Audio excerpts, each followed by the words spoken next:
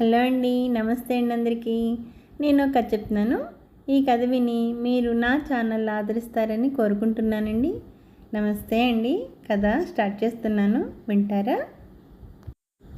ఒక ఊరిలో ఒక ధనవంతురాలు ఉండేది. ఒకరోజు ఆవిడ పొరుగింటి ఆమె వచ్చి ఒక గిన్నె అడిగి తీసుకుంది.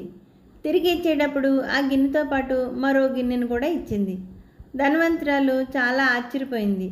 2 గిన్నెలు ఇచ్చేవేంటి అని అడిగితే, గిన్నె పిల్లలు పెట్టింది, అందుకనే ఇస్తున్నాను అని బదులు చెప్పింది. మళ్ళీ కొన్ని రోజులు గడిచాయి. పొరుగింటి ఆమె మళ్ళీ ఒకరోజు గిన్నె కోసం వచ్చింది. ధనవంతురాలు చాలా సంతోషంగా గిన్నెనిచ్చింది. ఈసారి తిరిగి ఇచ్చేటప్పుడు ఎలాంటి గిన్నెని ఇస్తుందో అని ఆత్రంతో ఎదురు చూస్తుంది. కానీ పొరుగింటి ఆమె అసలు గిన్నె తిరిగి ఇవ్వలేదు. చాలా రోజులు చూశాక ధనవంతురాలే వెళ్ళి గిన్నె గురించి అడిగింది.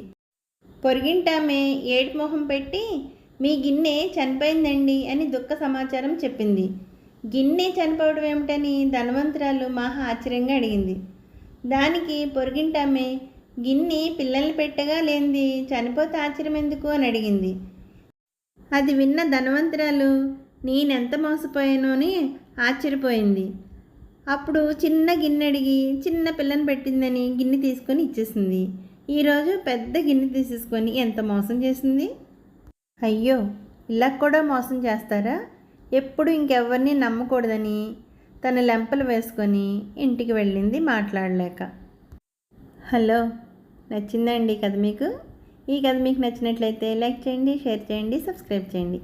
అలాగే నా ఛానల్ ఎప్పుడు ఆదరిస్తూ ఉంటారని కోరుకుంటూ, నా ఛానల్ చూస్తున్న ప్రతి ఒక్కరికి, నా సబ్స్క్రైబర్స్ అందరికీ పేరు పేరున థ్యాంక్ యూ వెరీ మచ్ అండి. మళ్ళీ ఇంకో మంచి కథతో కలుద్దాం. నమస్తే అండి.